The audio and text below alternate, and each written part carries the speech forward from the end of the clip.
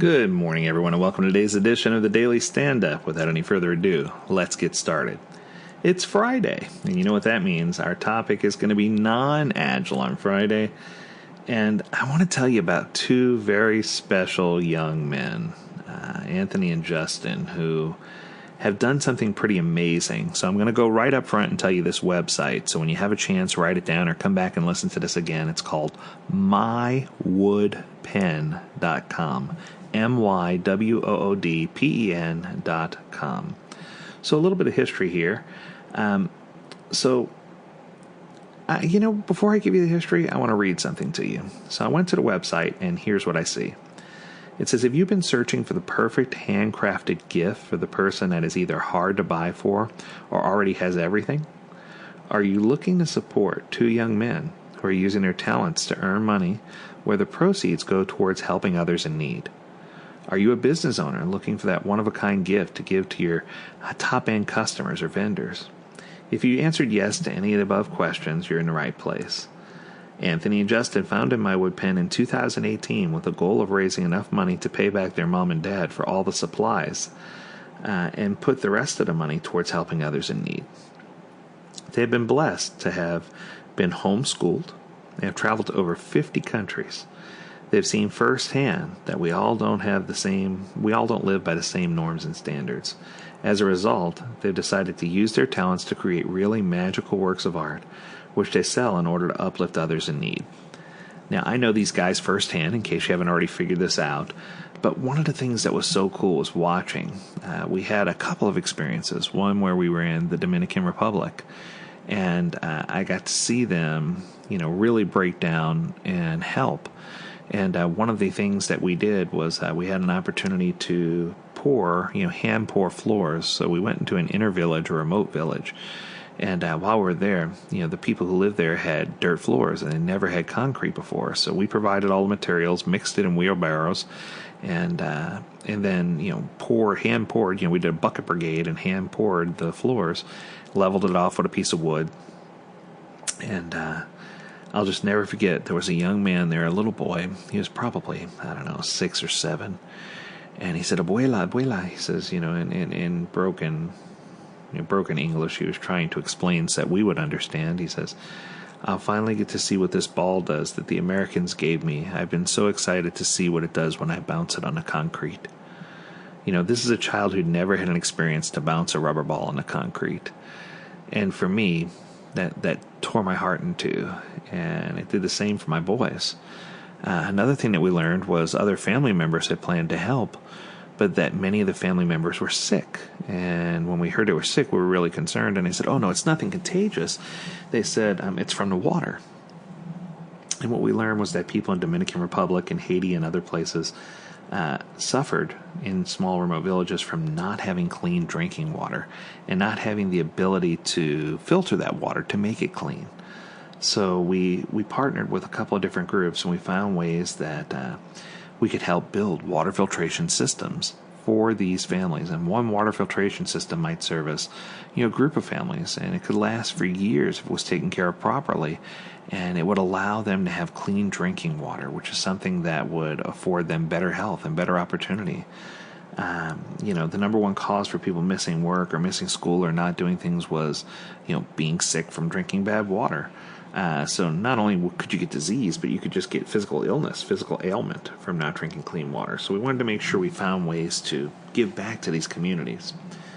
The second one that I remember was in Haiti, where the children had a dilapidated playground. And the first thing that my boys said was, we need to find a way to rebuild that playground. We need to find a way to help them, help those children have some type of enjoyment. And when we learned later that the playground had been intentionally dilapidated and destroyed because it was on a corner where high drug trafficking took place, we decided to take an initiative and engage with the people there and figure out, how could we help them, turn that corner around and, maybe even provide a different area where those kind of things could happen so that these kids could have their playground back. And it was just so exciting to see the light in their eyes when they realized that even at their early ages that they can make a difference. Today, these guys are 16 and 18, and let me tell you, the pens that they create are absolutely stunning. Beautiful wood pens and acrylic pens, and they range in price at discounted rate anywhere from, $20 to all the way up to, I've seen one over $200. So there's lots of variety there, and lots of cool things depending on what you desire and what your needs are, and how exotic you want the wood to be, and where the wood came from, and how we acquired the wood. There's so many things there. So, Anthony's 18 years old. He loves life. He loves travel. And most of all, he loves making things with his hands. He's homeschooled, and he's traveled to so many different countries. During travels, he quickly discovered that not everyone has the same necessities that we take for granted. But he wanted to find a way to give back. And when he was really young, he was 16 at the time, he said, it's not easy. So we've always been supportive. And we've taught him that if they can dream, that they can achieve things. And it was on Christmas, for his 17th birthday, when he got an idea. Instead of asking for material things that most kids would ask for, or something that would go to waste, or asking for a used car, he decided to ask for a lathe and a hand-carving woodworking tool set. It shocked us. He had no idea how this would impact the future of his life, but it really shocked us that was what he wanted. So we were humbled, and we went ahead and bought that instead of any materialistic things they might want. And we got him a kit that contained all the parts that he needed to start making pens, to start turning pens. And, he had some great leaders who are members of our church congregation that were able to help teach him the ins and outs of the best ways to do this and what he should do and how to keep things polished. And after spending countless hours just working and watching every YouTube video known to mankind, his work's finally good enough to really get this website going, and they have over 100 pens available. His brother Justin has become the apprentice, and they've worked together. And now they have a series of lathes and other tools to help make these pens just absolutely perfect. And I think the thing that hits me the most is each pen has a story. And the story in a pen, sometimes it comes from where the wood was harvested, what tree it came from. Other times the story comes from, the people who will be impacted by that pen being sold.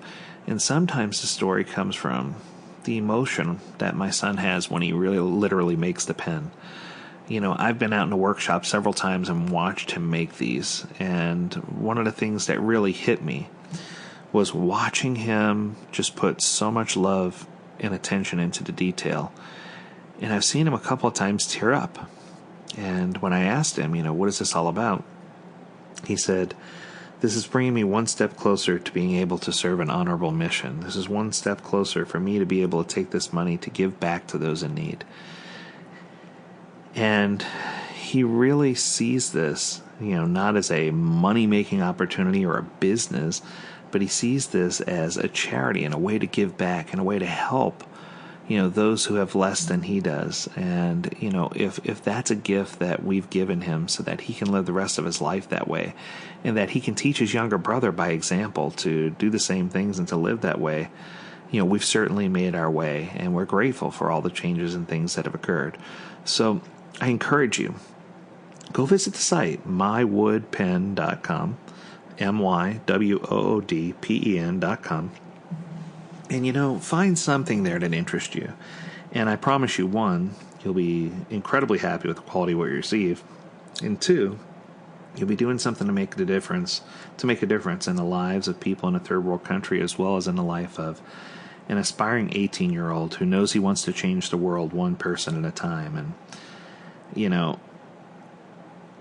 he is who I want to be when I grow up.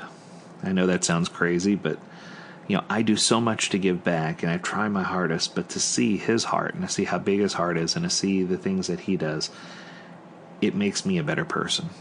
And I'm just so grateful to have people in my life to uplift me, inspire me, and to help drive me to do more. And I encourage you to seek out those people in your own life. And I know that if you do, that you'll be blessed for time and time again.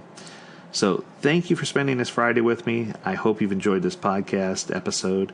If you have any questions, feel free to reach out to me directly or to ant@mywoodpen.com, and he'll be happy to answer questions for you about those products or services. Until next week, take care, stay healthy, stay well, and stay agile, my friends. Have a great weekend.